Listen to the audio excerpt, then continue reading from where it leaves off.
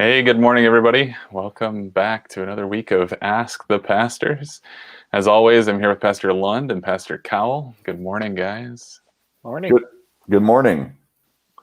You'll notice a new backdrop behind Pastor Cowell. He's moved to his Trinity office in search of better internet connections, right? That's right. You will see me in a quality you've never seen me before here in this high-speed internet environment. So hopefully I'll stay the whole time and not cut out halfway through. That's our plan. That's the hope, at least. And so, yeah, hopefully you find the internet to be a little bit more reliable there than up in the great city of Burt, Iowa, right?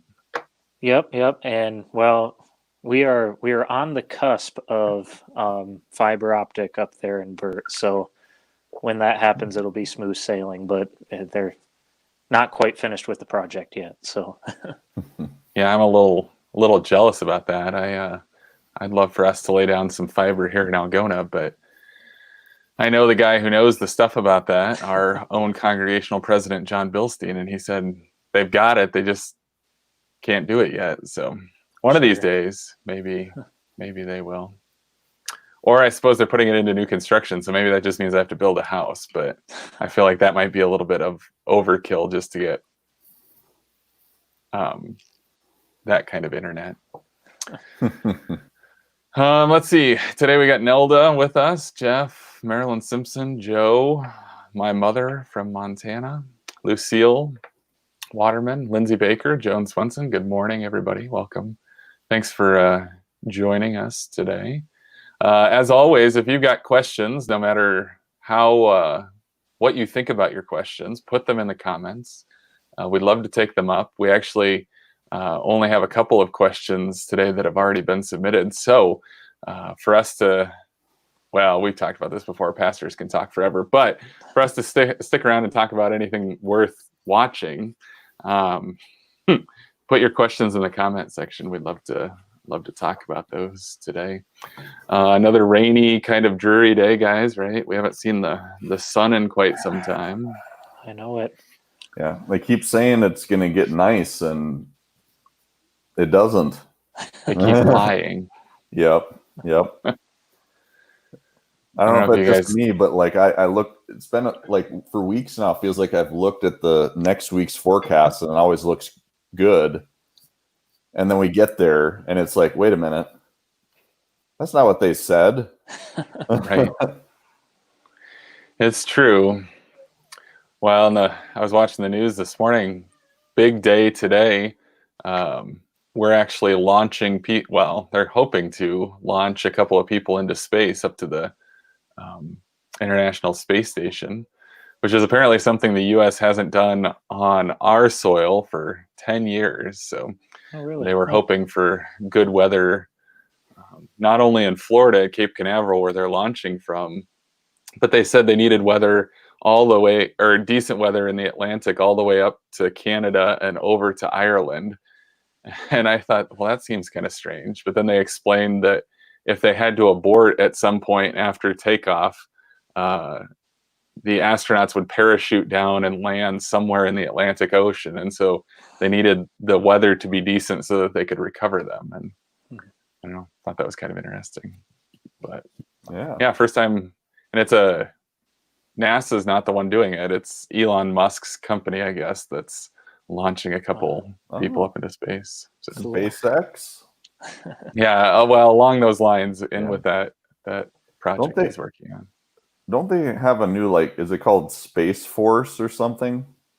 Well, yeah, that's apparently our new military branch.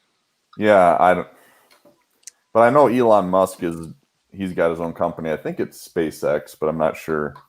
Yeah, I think you're right. I think it is. He wants to put the first person. He wants to be the first one to put someone on Mars, I think is his goal. If you want some far out ideas, like find a video of an interview with him, and he can kind of blow your mind a little bit about the future and stuff like that. So, we were talking about that the other day about how, isn't it? Can you imagine having the money just you're so bored with that you decide that you're just going to start launching people and stuff into space?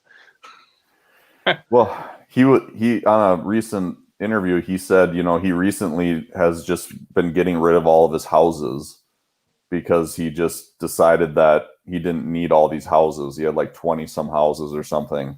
What a rough life. Yeah, and he's like, I just decided, like, I'm not sure why I have all of these, so I just got rid of them. I sold them, And Yeah, space was always an interesting thing to me when I was a kid. Always enjoyed the astronauts and planets and all this stuff. So it's a little bit exciting there to see this happen. Thomas, I think you were going to say something before we sort of cut in ahead of you. Oh, I was just going to say, off of Mark's comment of far out ideas, you don't need to tune in to Elon. Just stay here for the next 45 minutes. You'll get enough far out ideas. This is true. Joyce Gerber's joining us from Arizona. She says it's hot in Arizona. So Joyce, if you want to send any of the heat or the sunshine back to Algona, we would take it off your hands for you. Larry Hanselman's here. Jack Munch, welcome everybody. Glad that you're here. I also don't know if I told you guys, my hair is getting quite out of control. And I called in the other day to set up an appointment, and the soonest they can get me in is June 15th. Wow. So I might get a little bit more mountain man-y before this is all done. And it will be a serious like quarantine hair and beard, because I got my last haircut about the week before everything shut down. So it will have been the entire duration of that. Yeah, nice timeline. Yeah. Mm-hmm. Right. I always figure it doesn't look quite so out of control, I don't think, when I'm on the video, but if you see me in person, it's a little bit more scraggly. But anyway, yeah, anything else new or exciting with you guys? Fun news stories you watched, like astronauts being flung into outer space? Just trying to figure out what to. I've got the sermon this Sunday and our first Sunday back, so if I totally bomb, which is likely, then we might see the attendance, so there's no pressure at all really there, but. Well, I set you up really well last week, so don't screw it up. Right. Yeah, that was. Yeah. Afterwards, I was like, all right, now I kind of have a frame of reference here that I can work off of. So. I think I stole a setup from our conversation last week, or whenever we were talking about that. But yeah, no, that's actually a good plug for everybody who's watching, that we will have in-person worship this weekend. Hopefully you got the letter in the mail that outlines how that works, but all 3 services, but they will be limited to 50 people, so that we can maintain our social distancing. So you have to pre-register, which you can do by going to our website, trinityalgona.org, and filling out the form, or by calling the church office and talking to Benita, and she'll get you registered. We had a bunch of people who've registered so far. None of the services are full though, so there's still spots in all 3 of them, but people have been figuring it out. So it'll be exciting to see those of you who come back. But also, if you're not comfortable coming back yet, the services will continue to be live streamed, so you'll still be able to see them. But they're going to be at 8 o'clock instead of 9 o'clock, so you got to get up a little bit earlier. But if you're watching from home, I suppose you can still watch them in your pajamas, so it doesn't matter when you wake up. We just can't show up to church in our pajamas, I don't think, right? Yeah. That's the one. That'll be a big change for some people, including myself in some cases, when we've had some of those services that we did record earlier. I was going to say, you guys don't sleep in your cassocks? They say don't come in your pajamas, man. I thought, I did think, do they make like a clergy shirt type pajama situation? Because they do make Under Armour clerical shirts, like, dry fit. So that could be a good substitute, for those pastors who, minister, I guess, on the track or the basketball court or something. I don't know why they exist, but they do. That's an option. Yeah. Who knows? No, there was some guy who was at seminary when I was at seminary who was always in a cassock, and we sort of assumed that he slept in it probably. So who knows? I'm sure some people do some places. We actually have our first typed in question, which is exciting. So for those of you who've just joined us, welcome. We don't always talk about goofy things like this for so long, but we'll get to the questions in a second. If you do have a question, throw it in the comment section. We'd love to be able to talk about it today. But Jeff asks, for church service Sunday, high risk, is that age related? Sort of. We're kind of going by, I think it's the CDC's definition of high risk, which is basically anybody over the age of 65, or if you have underlying health conditions or issues that would make it more difficult for you to fight off COVID-19 or make you more susceptible to getting it. I will tell you, though, that while we suggested that, many of the people, I shouldn't give this away, but many of the people who have signed up already are over the age of 65. So we're not going to turn you away at the door. Really, I guess, ultimately, that's your choice to make. But yeah, it's age and health related when we talk about high risk. So not a theological question, but it's a good question to clarify. So let's see. Oh, good. Lucille's given us a question. We'll start with the questions we had already, but thanks, Lucille, for leading the way on asking a question. We'll come back around to yours in just a little bit. But if anybody else has questions, go ahead and put them in there. So our first question, Joe Sentgraf submitted this one earlier, asks, the creed says Jesus will return to judge the quick and the dead, or in newer translations, the living and the dead. Because some who are living are not so quick, right? So does that mean that when we die, we go into a holding pattern someplace until that time? So really the question, what happens to your soul between the time you die and the time that Jesus returns to raise the dead? Anybody want to start? Mark wanted to punt on this question, I think. So that leaves Thomas, you or me. Well, I can start talking, and then once you find something better to say, then start saying it.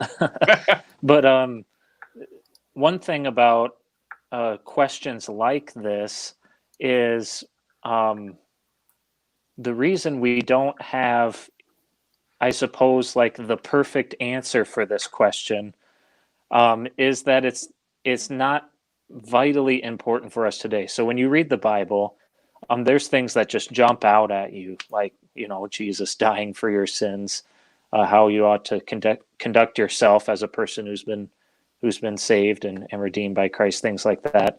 And then questions like this, what happens after we die? We don't have all of the details because we don't need all of the details. We'll die, we'll be with Jesus, and when he returns, he'll put us body and soul together to live with him for eternal life. So that's kind of enough. But you can look at examples from Scripture, and there's several of those in which examples or parables. The one I'm thinking of is the rich man and Lazarus, where both of them die, and there's a conversation happening, in the sense that they're not the souls of these people are not sleeping or dormant or anything like that. They're with. Lazarus was at Abraham's bosom. He was in the company of heaven. He was with God. So there's that. But then obviously, the reality of things will tell you that your body stays here on earth in a grave, And on the last day, which Jesus promises himself from his own words, he will come and be the judge of all creation. And the righteous will rise body and soul to the new creation. The unrighteous, the unfaithful, won't. They will go to the eternal separation of hell, apart from God. And St. Paul has some words on this too, in terms of how this will all happen on the last day. In an instant, in the how does it go? The sound of a trumpet. Yeah, twinkling eye, sound of a trumpet. Judgment will happen. So we do know a lot of those very important details in terms of what that looks like. Obviously, we can't see souls. We can't see souls in heaven right now, so we don't know exactly how to answer the question. But I think that's enough of what we need to know, I suppose. Yeah. No, I had a pastor, I think, tell me once, in answering this question, a lot of what you just said in terms of we don't know a lot of the specifics, but his answer always was they're resting with Jesus. That there's this sense that we can't tell you all about it, but we can tell you who they're with. That there's this rest with Christ, and I think it's important for us to remember exactly your point, that we don't always have very specific answers to questions. Sometimes they're very simple like that. But I did want to maybe share a resource, and this is one that we've used in our funeral planning workshop. I was just thinking about this as you were talking, that there was this catechism on death, life, and resurrection that was put together by Pastor Brian Wolfmiller.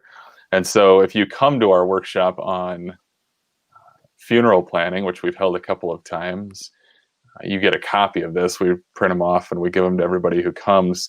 It's really kind of interesting because it takes some of these questions and it gives you Bible verses related to them. And so, you get like, what is death there? What causes death? Why do Christians still die? And so if we flip further, there's actually a section there. Let me get there. Here we go. So page 7. Oh, you can't actually see what I was pointing at. There on the right side of your screen, it says, what happens to the soul after it dies, and give some more of those examples. So, like Jesus with the criminal on the cross, today you'll be with me in paradise. So there's this sense of presence. In 2 Corinthians, Paul talks about being away from the body and home with the Lord. Philippians 1, same thing, to depart and to be with Christ. And then Luke 16, there is the parable, Thomas, you were just talking about. And so, a lot of interesting questions and answers here that doesn't necessarily, again, answer all of our questions, but at least summarizes it. So if I can find a link to this, I'll try to post it, maybe as somebody else is answering a question in a little while. But I think the only thing I would just to accent or everything you guys have said is, to me, it's the scripture is clear that we will be with Christ. And, to me, that's comforting enough, to know that nothing will separate us from Christ. And so whatever happens, whatever that is exactly, we will be with Christ. He will be with us. Nothing will separate us from him. And, that's the best thing, So, but then, we still look forward to that day when we will be resurrected from the dead, and soul and body in this new creation. and live forever on the new earth, which is, important for us as Christians to always remember that that's the ultimate end game plan. Right. Is that vision or that reality. But to know that no matter what, right now and until that day, we will always be with Christ. And he's with us right now. We just can't see him.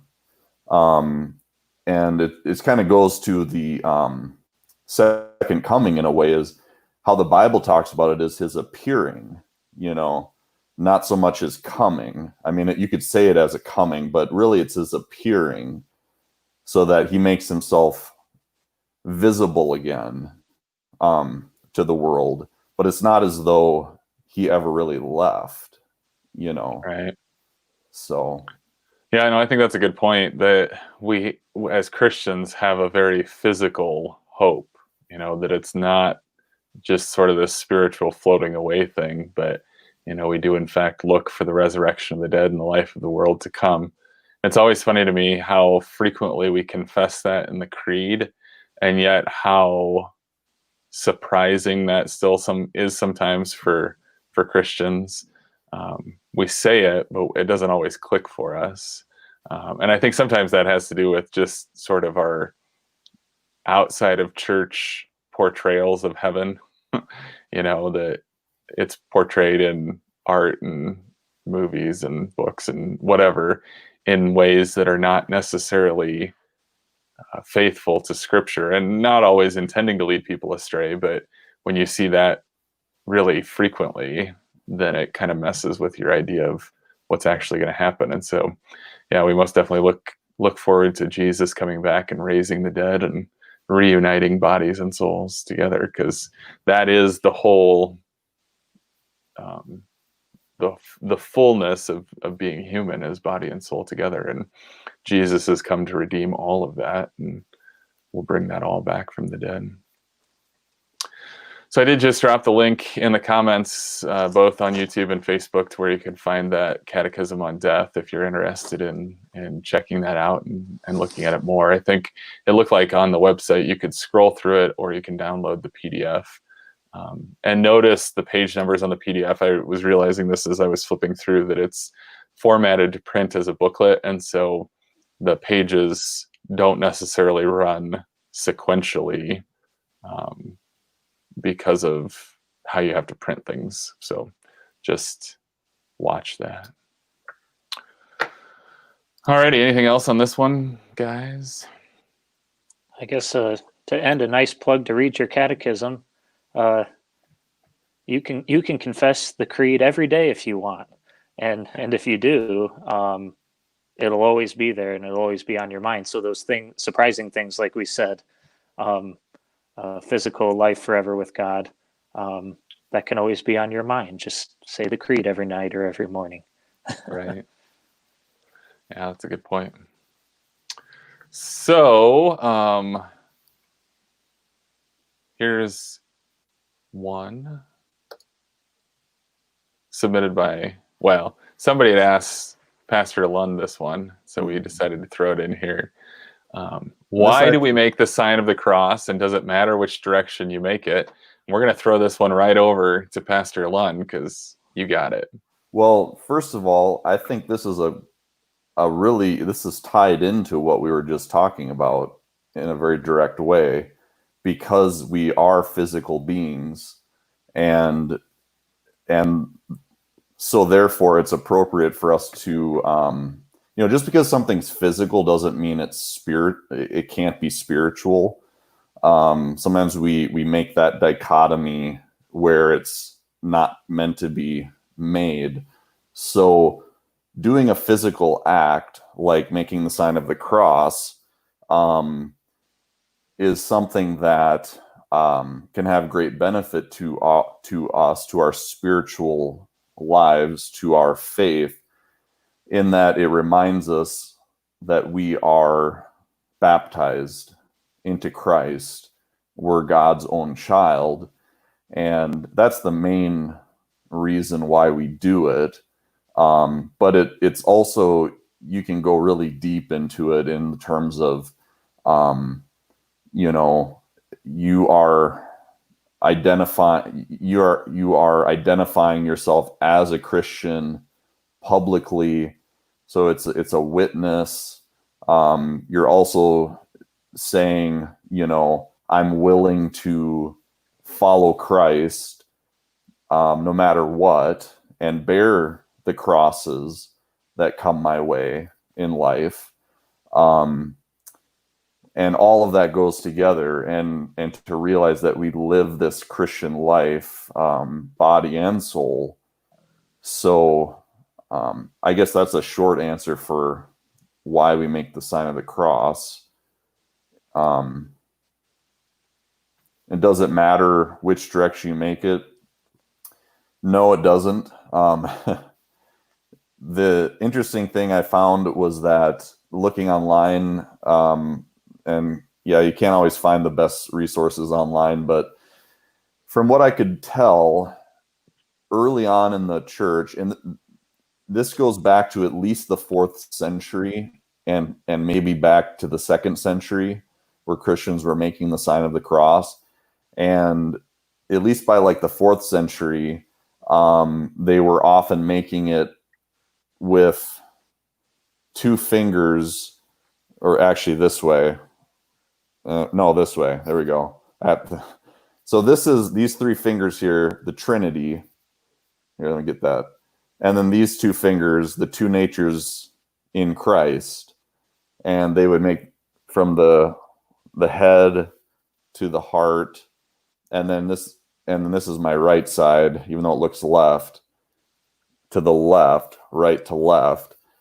And I think originally maybe the right was because of, you know, Christ ascended to the right hand of the Father. But the Western church was doing it that way until some point in the Middle Ages, when apparently the priests would make the blessing of the sign of the cross over the people, and they would do it right to left, and the people would just mirror that. So then the people started going left to right to mirror the motion of the priest. So then in the Western church, the Roman church, it's stuck as left to right. And then in the Eastern Orthodox, the Eastern church, they just kept on with the right to left. I guess that's what I found. There's maybe it's deeper than that, but at the end of the day, it doesn't matter, you know. So you can go right to left or left to right, and when you do it, you should remember your baptism and that you're a baptized child of God. Right. Yeah. Right? Correct. And that's really, if you look again, as Pastor Kyle said, if you read your catechism, you'll find in a few places where that's actually indicated that you should do this, that Luther suggested making the sign of the cross and praying, or, you know, doing whatever, and then go about your daily tasks. And so it is a good sign. So why don't most Lutherans do it, or why don't many Lutherans do it? What do you want me to? Well, this is a softball. You want me to be the bad guy? Sure. Mm-hmm. All right, I'll be the bad guy, because Lutherans. Let me tell you about you Lutherans. We have this. Well, I guess we're human beings, so we're afraid of things we don't understand. And as we moved to this country, really, it was just this country, because Lutherans everywhere besides America make the sign of the cross very regularly. But there's this, you know, well, I mean, you've read American history. There were a lot of feuds among immigrant groups, and grumpy German Lutherans and Roman Catholics from other places were among those who feuded. And so it came to be that Lutherans said, well, we don't want to look or act or have any association with our Catholic neighbors. They make the sign of the cross. that means it must necessarily be wicked, which has a little bit of good fear from it, in that there's a reason we broke away from that church. So we should test all of the doctrine. But with that, they said, well, Catholics do it, so we won't. And that kind of stuck for the past, I don't know, 150 years. But then recently, I guess maybe the past few decades, Lutherans have been saying, they've been reading their catechisms, and they've been saying, Luther said make the sign of the cross. And now we have, because of technology, we have a great connection with Lutherans around the world. And we say, all of our Lutheran friends in Germany and Siberia and Africa and England, they're all making the sign of the cross. How come we aren't? And so there has been kind of a turnaround in that, and American Lutherans embracing this wonderful old tradition and pious practice of the church. So there's a full answer of why we don't. I'm happy to be the bad guy and spill the beans as to why, a very silly reason why we don't do it, but there's always time to change. You gave an even more full answer than I was even thinking. I was just going to say most Lutherans don't do it because it looks Catholic, but you gave us a lot richer understanding, so thank you. Yeah, that's better than my answer.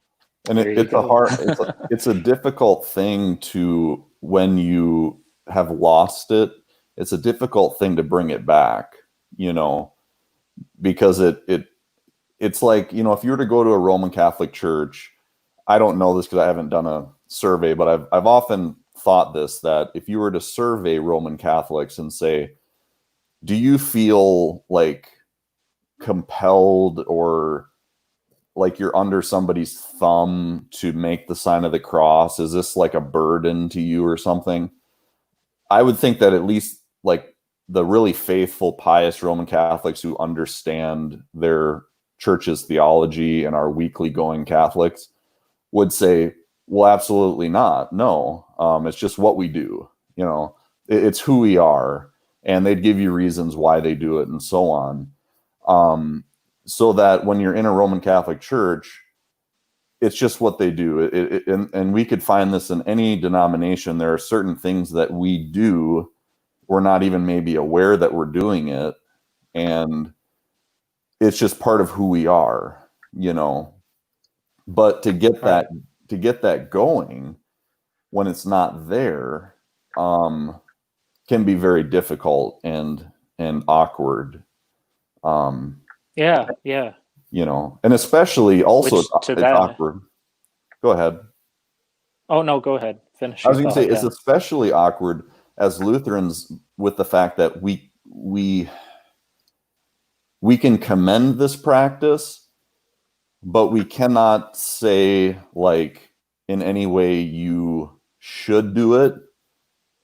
We have to be very careful in how we put it. And I'm not exactly sure how the Roman Catholic Church puts it in how they teach it. I kind of doubt that they say like you must do it or else you're not going to heaven or something. But the way that they teach it is probably kind of like this is something that you just do because you're Catholic, and or I'm not sure how they'd put it, but however they put it, it would be very difficult for us to do that because people would say, well, where is that in the scriptures? My guess is that it's just taught from childhood that, you do it when you pray. I mean, I was down in Omaha. When was that? Sometime since the first of the year. I was down there for a meeting, but I stayed the night with a good friend of mine from college, which it was funny because most of my good friends in college seem to be Catholic, but he's got young kids, and they do it. They pray, they say their mealtime prayers, they do whatever. And so my guess is that there's probably not a whole lot of direct teaching involved in it. It's just what you do when you pray. Yeah. It's what you do when you come in and, Yeah. genuflect at the pew. It's what you do during mass, that it's just part of the routine. And I think I've observed that we do a poor job of teaching the routine. Yeah. We just sort of assume that everybody gets it.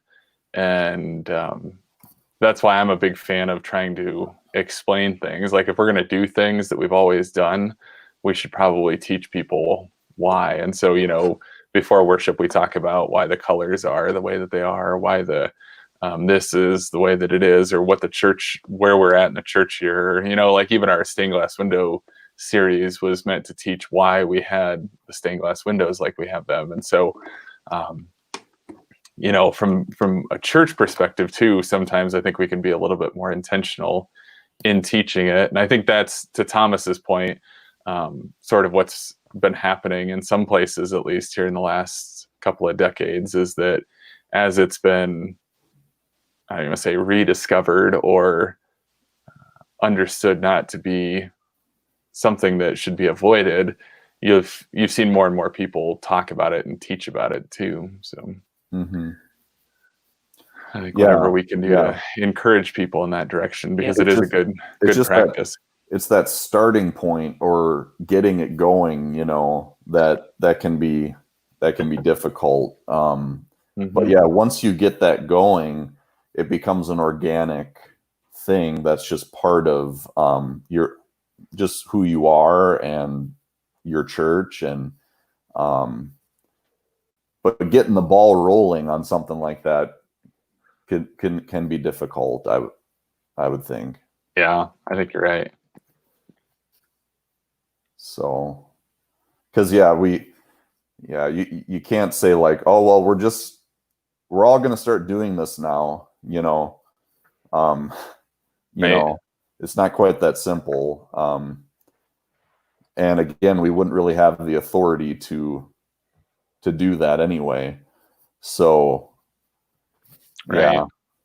What I've done is when I've taught kids, like in my previous churches, we did Holy Communion in 5th grade, and it was a time for me to talk to them about some of these things, and I would explain to them the sign of the cross and say, this isn't something like you have to do, of course, or anything, but here's the reasons why Christians have done it, and it's something you might consider doing.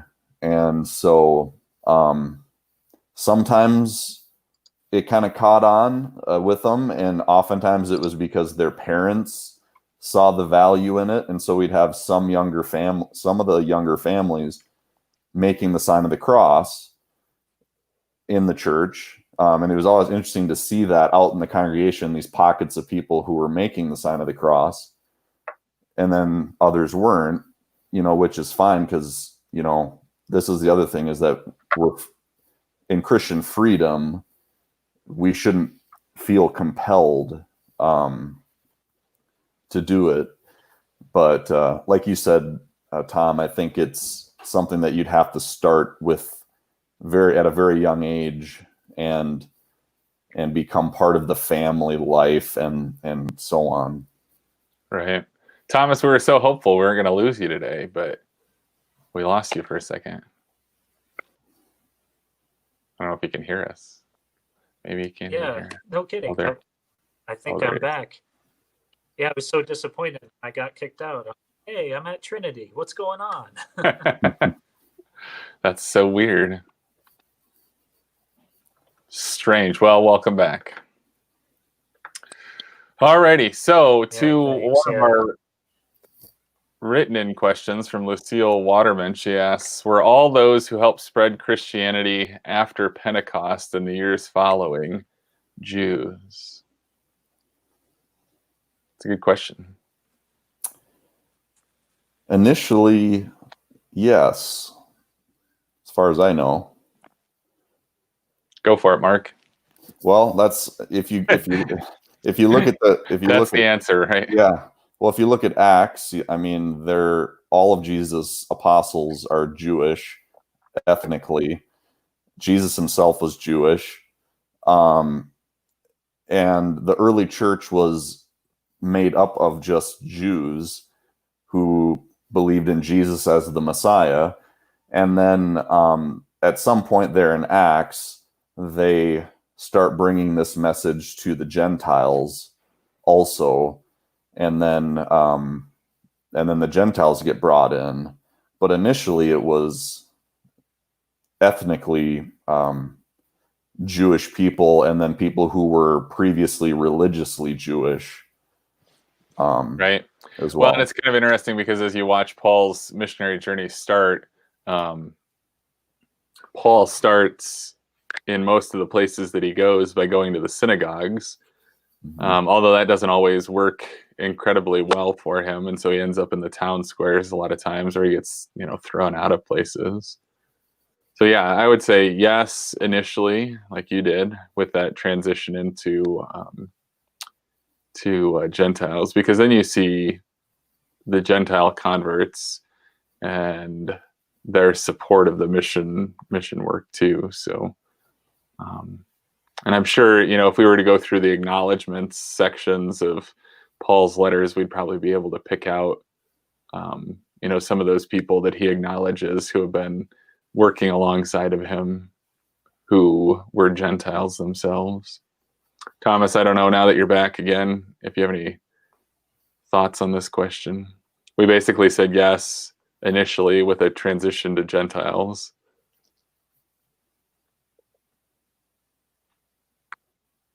After Pentecost and the years following Jews.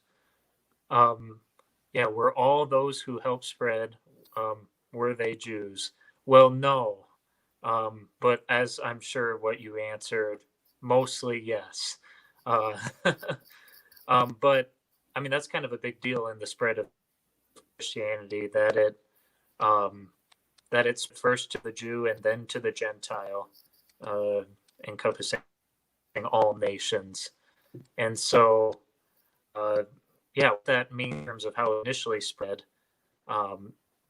obviously most of Jesus' followers were Jews, although there are, I think I just popped in as you were saying, there were some notable Gentiles in the group too. But then obviously now we see that all nations have been blessed by the gift at Pentecost. Right. Yeah, that's a good question. Mark, you had another question, and I had put it in the little thing to pop up, and then I went back to find it, and it wasn't there, and I don't remember what the question was. It was, why do some churches have an altar up against the wall? Right. What we would call an east-facing altar, and why do some have what some might call a freestanding altar? Why do some have one and some have others? Like this. What's the deal with east-facing altars, and what about freestanding altars? Yep. Mark, you got it. Go for it. Well, this is Thomas probably knows more about this one than I do, but east-facing is we're facing the rising sun, anticipating the resurrection of Christ, was the idea, I think, behind that. Now, as far as the freestanding altars came in later, and I'm just going to bring this over to Thomas because he knows a lot more about this than I do.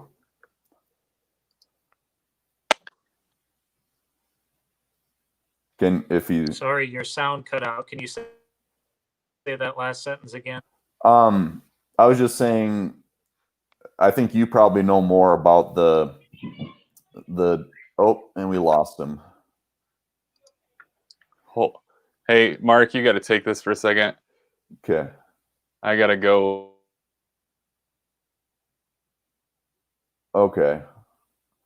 Oh boy.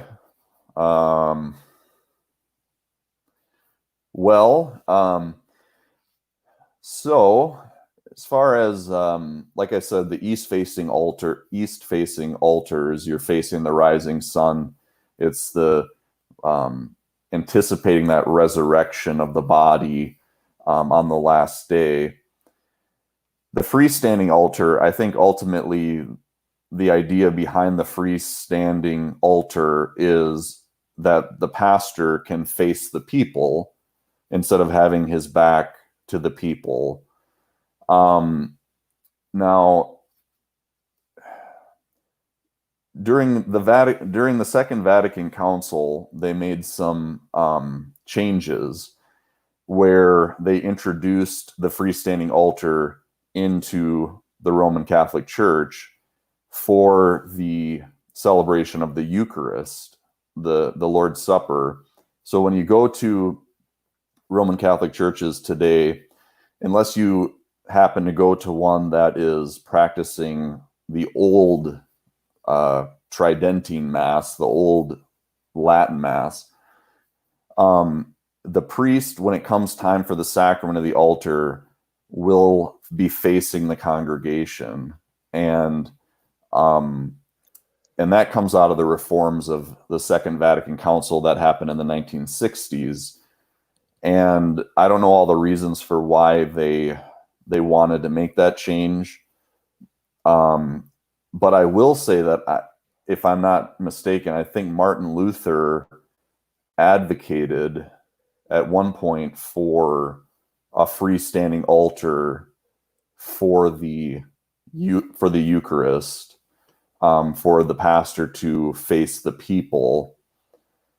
And what's interesting is actually most Lutheran churches after Luther did not adopt that practice. And there's a lot of things that Martin Luther proposed that the Lutheran Church didn't follow, interestingly enough. And one of them would be that. So for most Lutheran churches, until the 1960s or later, the pastor would face the east-facing altar. He'd face the east, the altar up against the wall. And to me, it seems like actually the Lutheran Church, at least in America, almost kind of changed in response to Vatican II and their decision that it would be good for the Eucharist. Something else you should be pointed out is that if you go to a mass, the priest doesn't actually do anything at the altar except for the Eucharist. Everything else is done standing by his chair or somewhere else. So if he's at the altar, it's the Lord's Supper time. But I find that kind of fascinating that, as far as I know, and Thomas, if you can hear, maybe you could correct me if I'm wrong, but I think Martin Luther did propose basically a freestanding altar, at least for the Eucharist. But interestingly enough, I was saying Lutheran churches, by and large, didn't follow him on that. I'm finally hearing you loud and clear. Okay. I kind of just zipped in, and now everything's clear again. But I would have said just what you said, the bit about Luther suggesting it, and the wide prevalence of freestanding altars in America today, is a direct response of Vatican II and their decision, and we kind of went along with it. And I would add, from a theological perspective, everything we do matters because everything we do teaches. And I think there are two lessons that we can teach from an altar up against the wall and a freestanding altar. Both of them are good lessons. It just depends which one you want to teach. So obviously St. John's and Trinity both have altars up against the wall. And so we've got that east facing resurrected Jesus coming to us theology there. Even if your building, did you mention even if your building doesn't face east, there's such a thing as liturgical east. Liturgical east. So pretend east. So if your church was built and your altar's not facing east, whatever direction it is, sometimes that's called liturgical east. So you're looking that way, even in the full knowledge that you're going to have to turn your head if Christ comes during the service, because he'll be coming from the east. But that's symbolic. Yeah. Yep. Yeah, and it's kind of a good video for people to watch is Pastor Will Whedon meets with a guy in this YouTube video called the 10-minute Bible Hour? Yep. And I don't know if the guy's a pastor, but he's interested in going to different denominations and just learning about that denomination. And he decided he wanted to learn about Lutheranism, and he somehow got hooked up with Pastor Will Whedon at St. Paul Hamel, Illinois, Missouri Synod congregation, and he toured the building, and Pastor Whedon walked him through everything, and Whedon talked about that, how Luther proposed certain things and the church didn't always follow him on that. One thing also with his German mass, I think, didn't he want to give the host and then come back and consecrate the host and distribute it, and come back and consecrate the cup? And then, because he said, well, this seems to be how it was done in the original supper, so maybe we should try that. And the church was like, no, that's okay. Well, all the Lutherans said, if we have to go through the line twice, there's no way we're going to get out of church in 60 minutes. So we cannot do this. That was the real reason. So we'll miss the kickoff of the football game. Yep. But yeah. But I was going to add, Mark, were you here at any point when we were doing the 10-minute Bible hour Bible study? Because we showed that video at Trinity and St. John's. It might have been just before you came. It was before you came, I think. Yeah. So yeah, we're familiar with those videos. Those are great. A great production. And that guy, Matt, I forget his last name, but he also does some very informative videos on other denominations. So good for him. Yeah, that is a good resource. So Joe said, I was just going to ask about that if the building doesn't face east. So we answered her question. Coming towards the end of our time. Sorry, I had to jump out. I'm in our guest room on the second floor of our house, and Abby was trying to come up here and fell down some of the stairs coming up this way. So I heard that happening and some crying and some other things, and I needed to make sure she was okay. But fortunately, she is okay. But that's one of those little mini heart attack moments. It's amazing. She has never fallen before. So, and she does these stairs all the time because her bedroom's up here too. But anyway, had to jump out. Mark, thanks for carrying our time.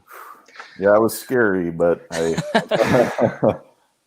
So we do have a couple more for us to get to here before our time wraps up. Marsha asks, what would you say and do to a member who told you they didn't feel like part of the church family?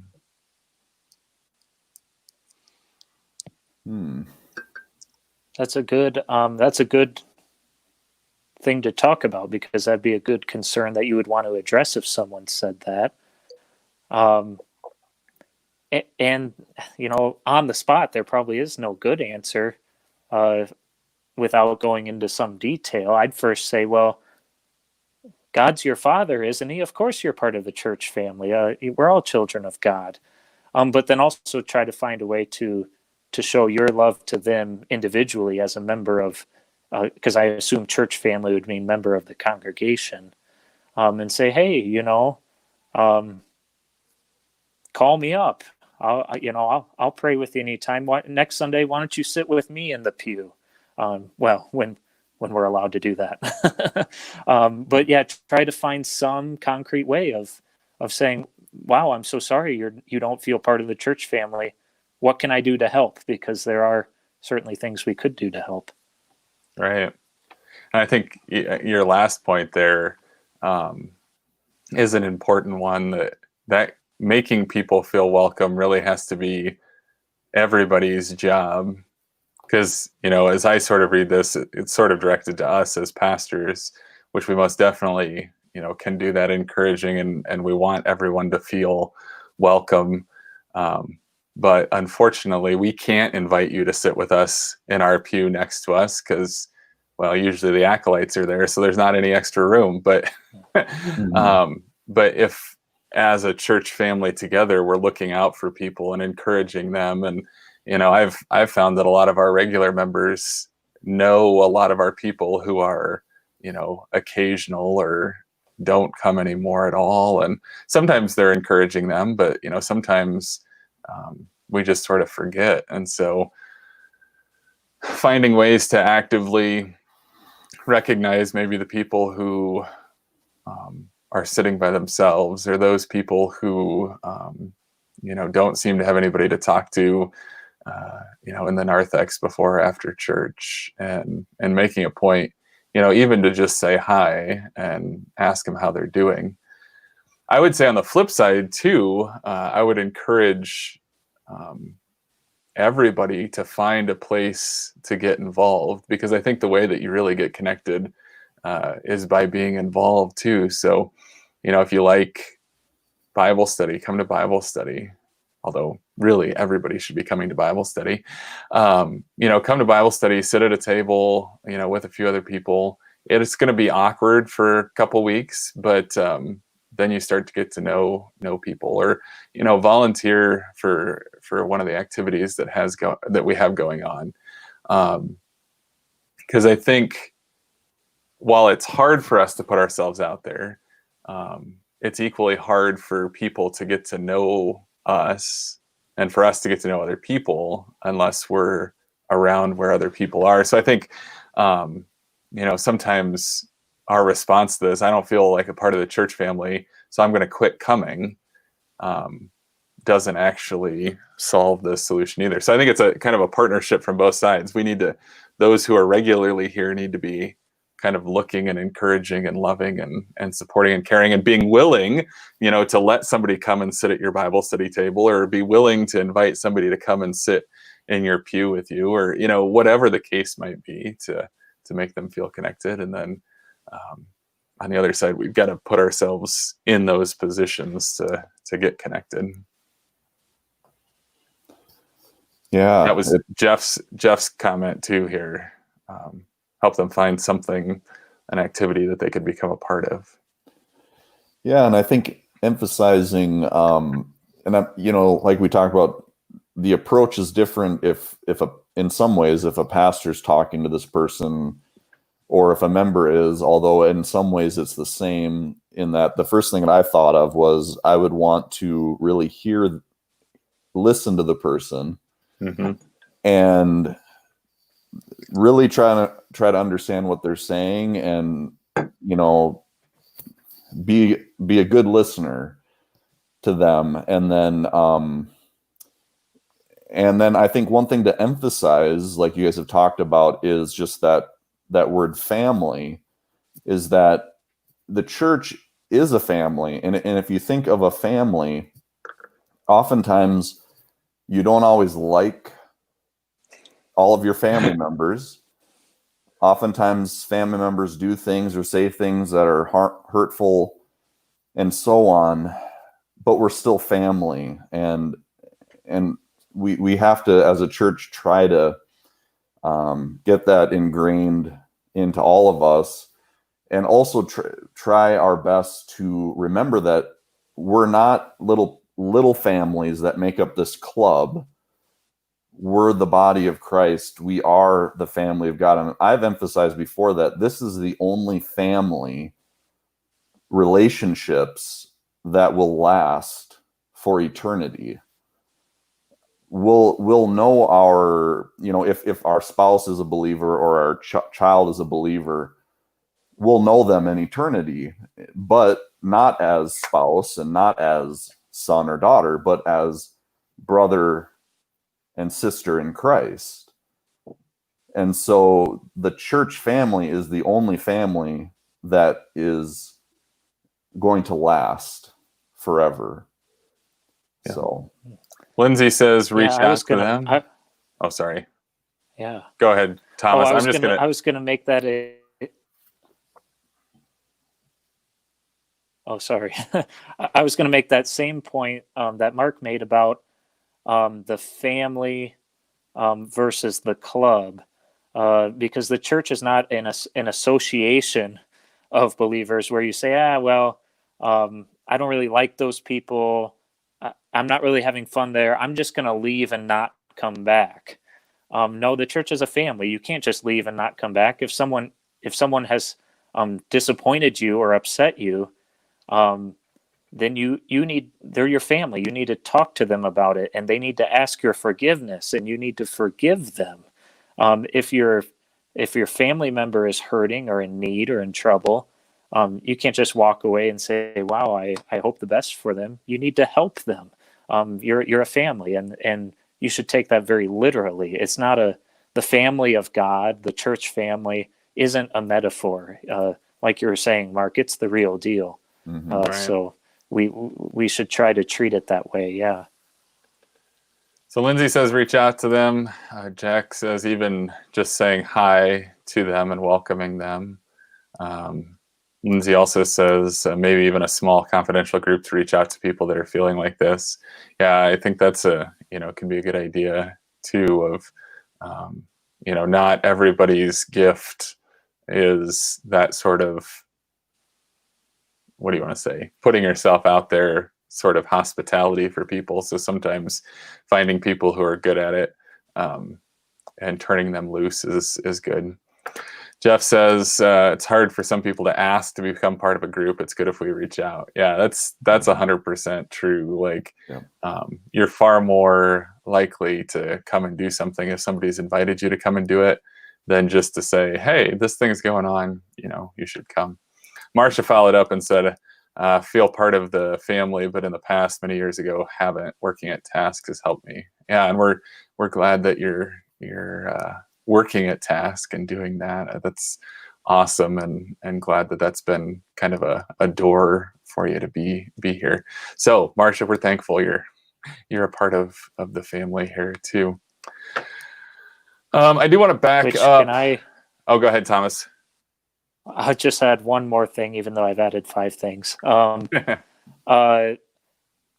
thing that I've learned, especially as a pastor, is I always felt awkward or like people would be offended if I told them I missed them, because it might give off the intention that, where have you been? Shame on you for not being in church. But the overwhelming response has been appreciation when you tell someone, hey, I missed you. Hey, I'd love to see you at church. Very, very rarely have I found in talking with other people that ever causes offense. So don't be afraid if you haven't seen someone in a while to say, hey, I missed you, or hey, it'd be great to see you, because normally that's seen as something very caring and not as judgmental. Right.